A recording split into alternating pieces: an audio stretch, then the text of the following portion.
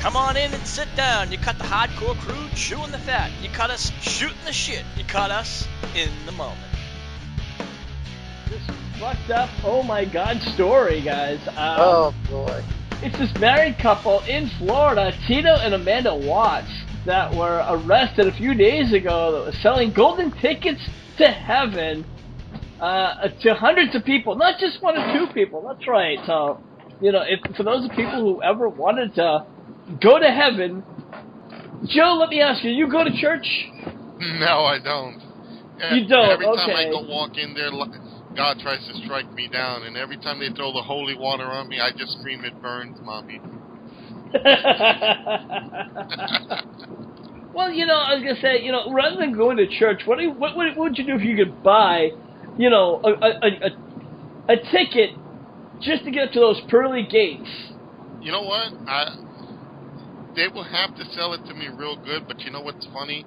Right now, wrestling in heaven, it looks like really good, so I'll probably buy the ticket just to see the Heavenly Championship Wrestling. Well, because right now, let's be honest, you know, the wrestling in heaven's looking a lot better than the wrestling on earth. I think we are all in hell. Yeah, especially now, especially with the passing of Dusty Rhodes, who passed away this past week. God rest his soul, and he'll surely be missed. Dusty, we love you, we miss you, and so back to this really crazy, fucked up story. Apparently, this couple was selling tickets on the street for $99.99 per ticket, and sold them to buyers who were made with, as they claim, from solid gold, to each in the reserve that aspired in their spots to heaven. Now, I'm just going to be paraphrasing from this article. Tito Watts made a statement to police, said, "I don't care what the police say, the tickets are solid gold, and Jesus are the ones who gave them to us, and we got them from behind a KFC. And he just wanted to get him money so he can go to outer space, so him and his wife could go do drugs legally."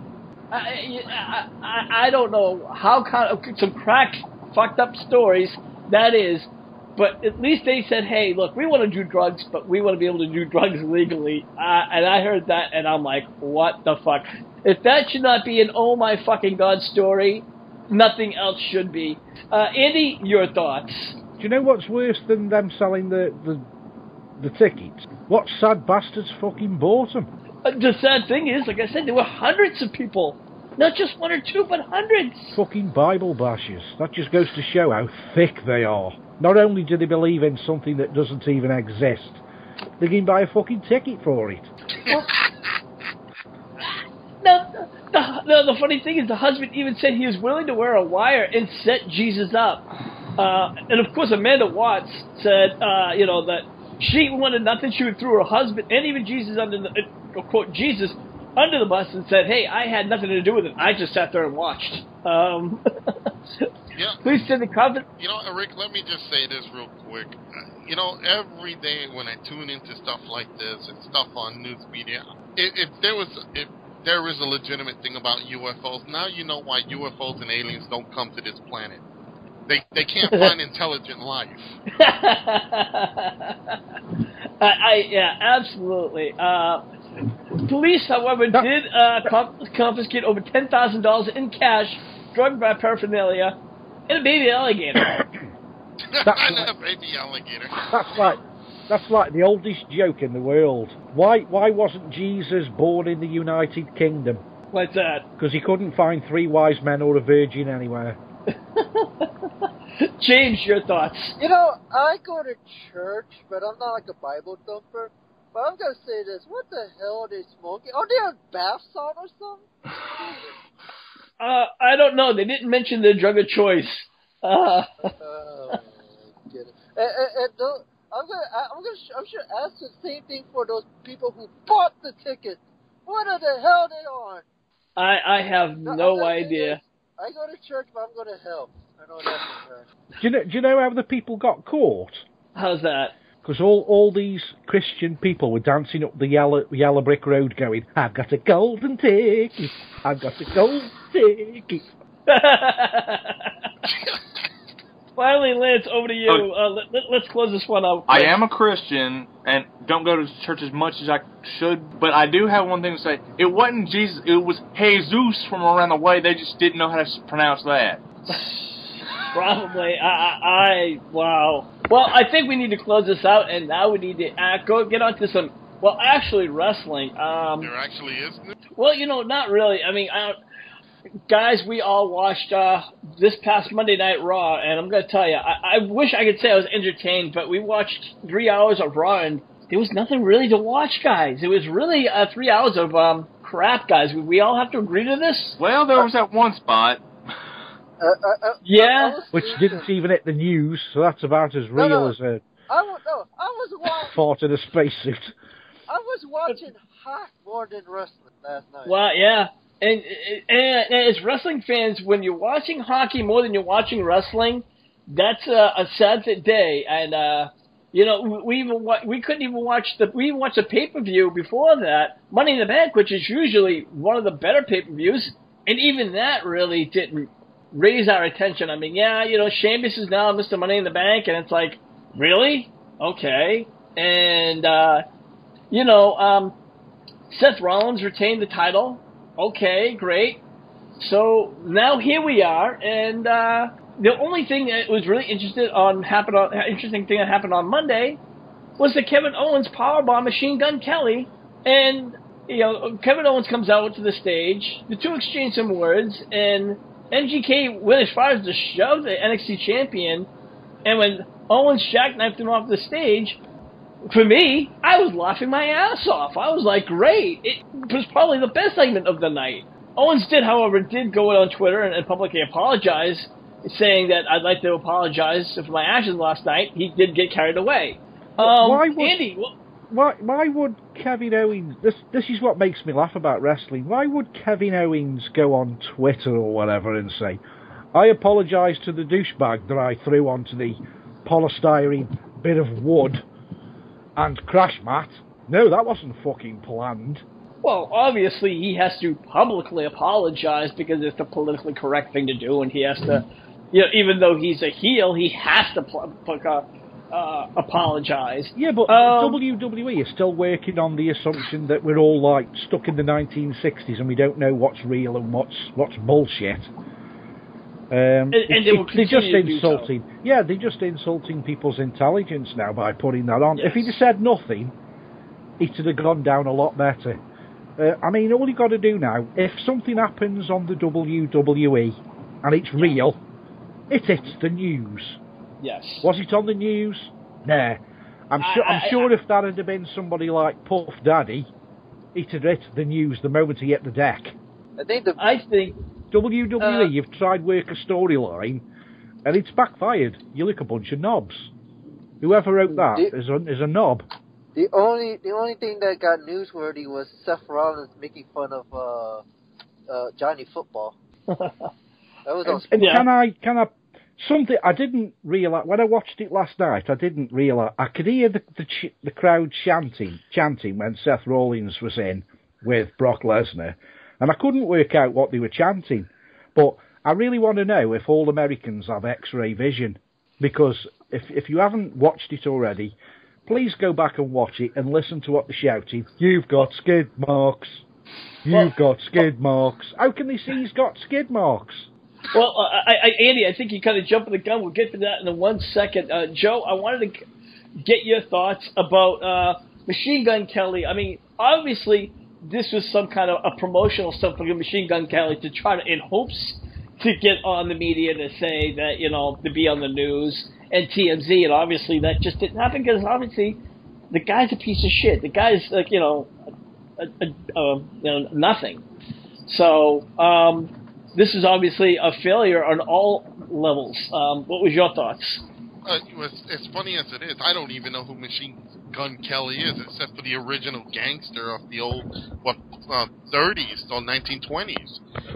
So I don't know who the guy was, and don't care for it. If this was a ploy for them to try to get some major news, it was horrible.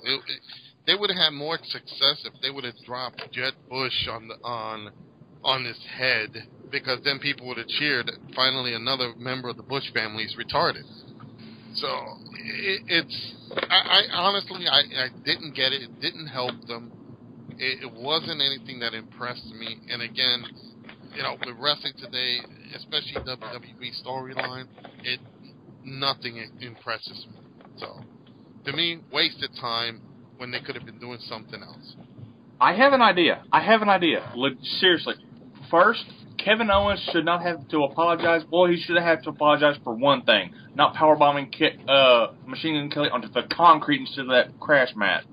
But anyway. He should have apologised for how he did it. I mean, he dropped the cunt before he even picked him up. No. He pushed him over. Machine Gun Kelly That was complete bollocks. Immaturity. Inexperience, whether he's had 15 years or not. I've watched him again. He grabs hold of him by the wrist and he falls over. Nothing at all to do with that Machine Gun Kelly. He grabbed him by the wrist and pushed him backwards. Watch the video. Yeah. We did watch the video. Can I share my idea, please? Yeah, sure. Yes. Okay. I have an idea. They've been having they've been having a bunch of crappy performance artists on lately, past few years. So, I think if you suck, if your performance sucks, you can powerbomb it off the daggum stage. I'll tell you what I was more annoyed about. To be perfectly honest, and if I was Roman Reigns, I'd be severely in the office knocking on Vince's door and grabbing him by the testicles. Because I'd say, excuse me, I've been a WWE star for at least a year, and I wasn't on the Dusty Rhodes tribute. But fucking Kevin Owens was. And some guy who nobody knows and cares. James, what was your thoughts on the Kevin Owens powerbomb? Andy did kind of make an interesting point because there was a botch, and I don't know. Did you think that was a botch on Machine Gun Kelly's part, or did you think that was on Kevin Owens' part? That's Machine Gun Kelly because he's a fan. He's just not trained to take spots like that, and plus. Hell, he stood up right when he was supposed to be acting like he got killed. Killed, yeah, exactly. So that's more Machine Gun Kelly. That's not Kevin Owens. And the fact is that I felt like they made Owens more of a heel than I felt like it's more for the heel tactic than for news coverage. Machine Gun Kelly but he's not a big news. So that's why I feel like it was more for the heat than the actual news coverage. And the only other interesting thing that I can say that really happened on Raw that night was the Authority, Triple H and Stephanie, came to the ring and announced a new number one contender for Seth Rollins. We were hoping that would be somebody probably like Dean Ambrose, but we kind of figured it wasn't going to be him. And all night there were rumors that it was going to be Brock Lesnar. Of course, lo and behold, it was Brock Lesnar. Now, a lot of people are really angry. There are mixed feelings. Some people are really psyched to see Brock Lesnar. Other people just don't want to see him. I am not a Brock Lesnar fan by any means. I don't think they're going to give Brock Lesnar the title. If they do, it's certainly not. It's just going to be a transitional thing. I still think that they just want to get his rematch out of the way and move on to Roman Reigns, or they could go elsewhere in a different direction. It's right now it's still up in the air. Joe, what's your thoughts? Well, I think what they're going to try to do is give Seth Rollins a tough opponent, and what they did with bringing in Brock Lesnar, I think that's going to legitimize Seth Rollins, because he so far has been, and I peg Seth Rollins as a transitional champion. So to have him actually go and actually hold on to the belt as much as he's had, I'm actually surprised that he's still going. So giving him Brock Lesnar was a very good idea because they can legitimize him. If he beats Brock Lesnar, then that'll cement him. That'll cement Seth Rollins. If he loses, I think also it's a good idea because Brock never lost the belt. So here it is. Brock comes back, says, hey, okay, you've been holding my belt. I'm now going to kill you. Bam. Beats the hell out of him. Match is over. One way or another, you can tell WWE is running out of ideas for their champion. And I think in this situation they really don't know what else to do, so they don't during the Brock Lesnar card. All right. All right. James, Joe made some good points. The Brock Lesnar card, is this a good idea or bad idea? If the reason James not answering, because fans, if you hear that background noise, it's Machine Gun Kelly gunning him down. No, I'm still here. I was on mute. Oh.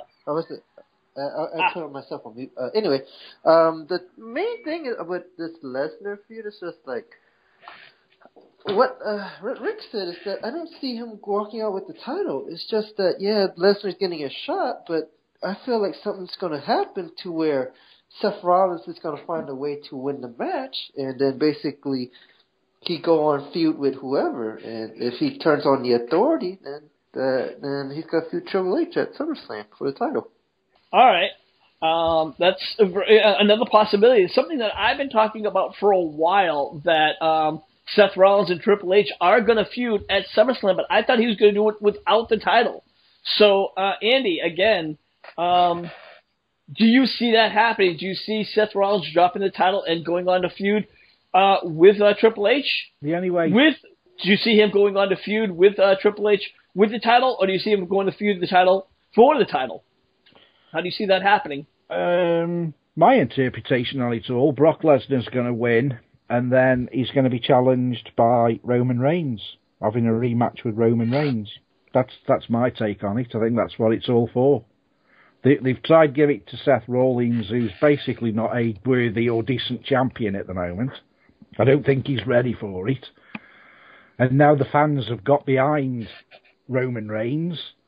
Now's the time to give him the title, because the fans aren't bitching like they were when he had the fight against Brock Lesnar, because they didn't think he deserved it. Now the fans are screaming for it. Well, I think, again, the reason why the fans were not behind him back then, of course, because, Daniel Bryan had just came back, and the fans wanted Daniel Bryan to have the title. So, and then when Roman Reigns won the Royal Rumble, they just didn't want him to win at that point in time, unfortunately. And fans are very, very fickle. And that's the problem. Lance, would you agree that now is the time for Roman Reigns to win the title? And do you think that, what do you think about Brock Lesnar as the champion? Well, as long as he's transitional, no problem. Like, this is how actually I'm seeing it going from here to SummerSlam. Roman and Bray have their one match at Payback, I think it is, or Battleground. I mean. Then Brock takes the belt from Seth, and then those two have a match Brock and Roman have a match at SummerSlam. Bam, boom, they put the belt on Roman. That's what I think they're doing this for. And then the whole Triple H and Seth have their match at SummerSlam, which could be very entertaining. All them storylines. Depends on how they fuck it up. Okay. Well, moving on, Chyna has been poking her head around back in the WWE headquarters. Some people suggested that she was trying to get back with the company. Apparently, that's not entirely true.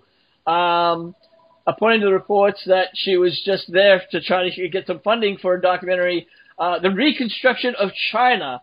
And she's trying to get a Kickstarter for her, and her goal is now $10,000 by July 8th.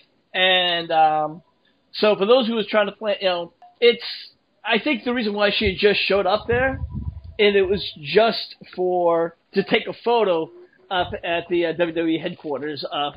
So she didn't have an actual meeting or anything else, and I think it was just a publicity stunt. Nothing less and nothing more. Andy, what's your take on Chyna and her showing up at the WWE headquarters? I think it says it all. When you're trying to promote a DVD and you've got to beg off the public to fund it, then you're just not worthy of having a DVD made with your name on it. Yeah, it's not a DVD. I think it's more of a book. That's like But. People like when Mick Foley writes a book, he has to stand out of the money, then he goes to a publisher, who then will stand out of money, and then they publish the book, and then the royalties go wherever they have to go. Shouldn't it be down to her to stand out of the money and then recoup it back on sales? When people go begging for money, it's normally when they ain't got nothing, and they've got nothing really to sell. Yeah, I agree. Now, let me ask you, do you really see this documentary or book, do you see any of this selling, or do you even see her making any money off of this? Unfortunately, all I can say is, who really cares about Chyna these days? I mean, people keep saying she should be in the Hall of Fame, but what she's done out of the business, who really cares? Does anyone really care about Chyna? Would the crowd pop if Chyna walked back in the WWE with a full-time career? No, we're not talking about people like Trish Stratus or Lita. We're talking about Chyna. I think that's a bit harsh. I think if she showed up for the WWE Hall of Fame, I think she would. For a wrestler, no, probably not. Joe, I'm going to kick... I think as long as Triple H is married to Stephanie, she's got no chance. You're probably right. Absolutely no chance. Chris Benoit's got more chance of getting in. Damn! That's a bit harsh. Joe, I really think Chris Benoit's going to be in within the next 2 years. I don't go. I'm not going to go that far. Joe, let me ask you this. Same with Chyna. Do you think it is a personal thing between her and Stephanie, or do you think it's just other issues? Oh, I think it's a personal issue between her and Stephanie and Triple H. You know, it's jealousy is a horrible thing, and you know, knowing that used to be Hunter's girl or guy, whatever it was, you know, Stephanie probably doesn't want her back in. And then there is the connection to porn. You know, of course, we know WWE probably does their own little porn segments backstage, but at least they're not public about it. And I think they want to shy away from that. But then, you know what? I got to retract that, too, because Sean Waltman, X-Pac, was in her video, I believe. And he still pops up every now and then in backstage and does little segments with Triple H and Sean. So I think it's more personal between Stephanie, Hunter, and Chyna than anything else. And I have to agree with Andy. At this point in time, who really cares? No, none of the fans really care about Chyna today. You know, what has she really done? My wife says she was a Spanish singer. Like I said, and she hasn't really done that well either. Wow. I tell you one thing. Sorry, Joe. I tell you one thing I've noticed, just mentioning X-Pac, when, I don't know if you've seen the X-Pac video, I know Lance has, but the X-Pac video, when he went to rehab, even though he wasn't actually with the WWE anymore, they paid for his rehab. When he went to rehab the last time, they paid for it. Triple H got in touch and Kevin Nash, and they funded his rehab, but Chyna has had to fund her own rehab, so what does that tell you? They don't give two shits about the woman. Yeah. So obviously, I think we can all agree, at least we can agree on that fact that it is a lot more of a personal issue. Yeah. Lance, all right, I'm going to kick it over to you. Same thing. Okay, let's say even if she does do this whole documentary, do you think it's really going to sell? Do you think, even let's say if the true marks, how far do you think this thing's going to sell? About $10,000. That's basically that money. That's all she's going to get. Because I saw the interview on Opie and Jim or whatever the hell they want to call it now. Basically, all she's done since leaving the WWE is porn, talk trash about X-Pac and Triple H. So that's basically all I've seen her do. Yes, she got this little teaching Japanese teaching English to Japanese kids and all that over there. Good for her, whatever. But basically, would she get a pop? Maybe. But she ain't ever getting in as long as she keeps talking trash about Triple H and X-Pac. Because, Joe, you might be able to, as a promoter, if y'all had a Hall of Fame and somebody kept trash talking you and trash talking Jason, and kept trash talking Jason, would you put that person in y'all's Hall of Fame? Just over and over and over and over. Saying no, absolutely not. If it was, put it like this, if it was something that, okay, it was a disagreement between us, then, bygones will be bygones. But if you're constantly trashing the company left to right and then every moment of the day, then yes, then that will automatically say, yep, you're not coming back. Well, let's be honest. WWE and the Ultimate Warrior didn't exactly have the best relationship. Remember the self-destruction of the Ultimate Warrior? Yeah. That was just Vince being better, though, that was. Yeah. But okay, but it was a personal issue. But you know what, Rick? I'm gonna stop you right there. What was the only motivating factor there? Money. They knew people would want to see this Ultimate Warrior. Put it like this: if may he rest in peace. But if Macho was still around, I'm sure they'll throw enough money his way that he would have came in. And he would have done it live, like if he was still around.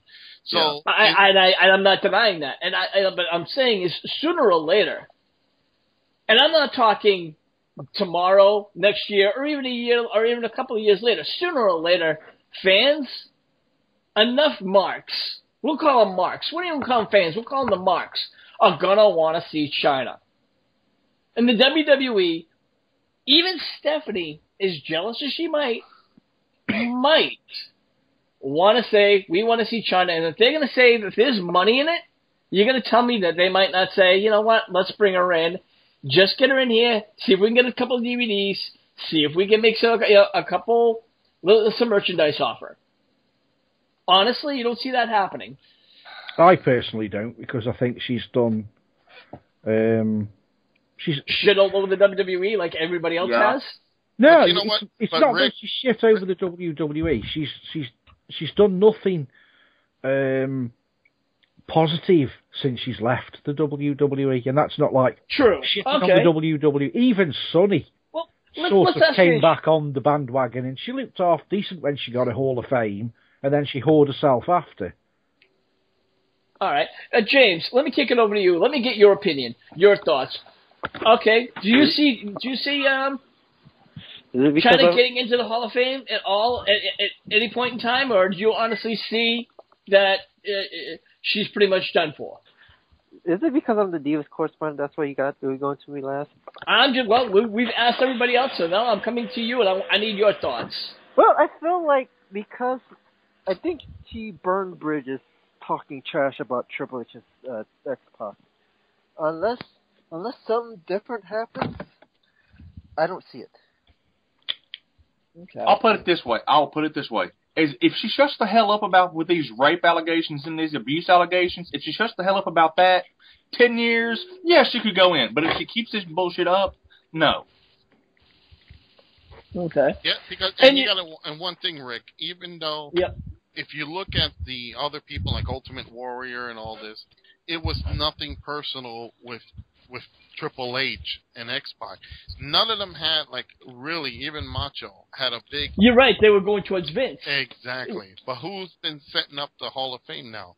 Triple H.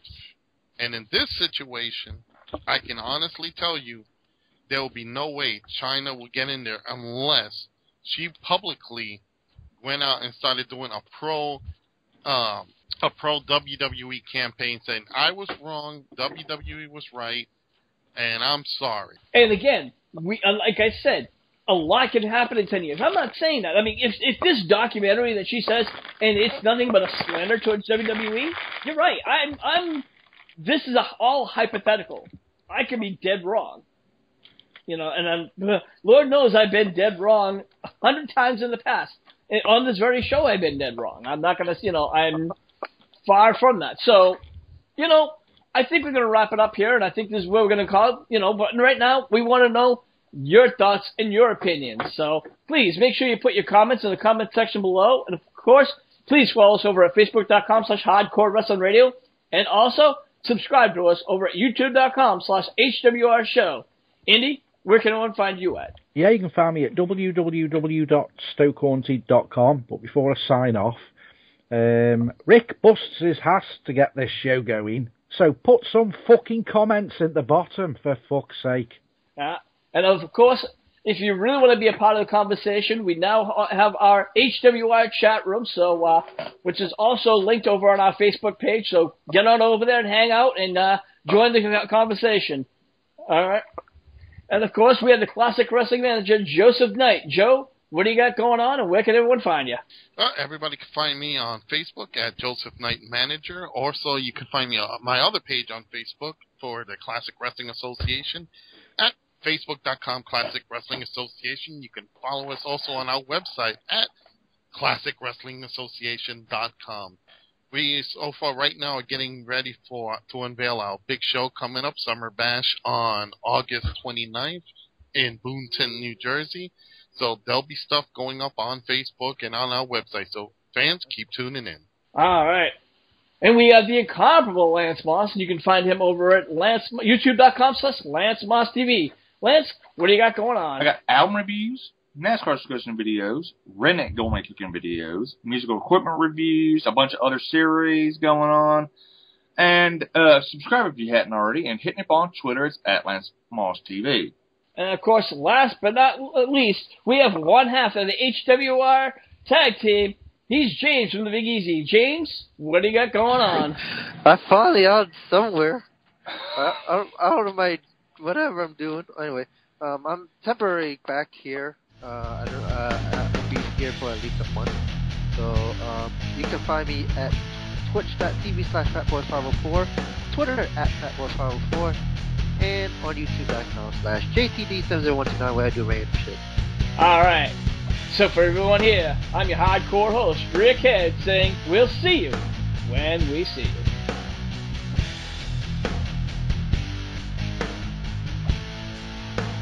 Thank you for listening to this edition of In the Moment. Make sure you follow us at any one of our locations, whether it's YouTube, Dailymotion, and now SoundCloud.com under the name HWR Show.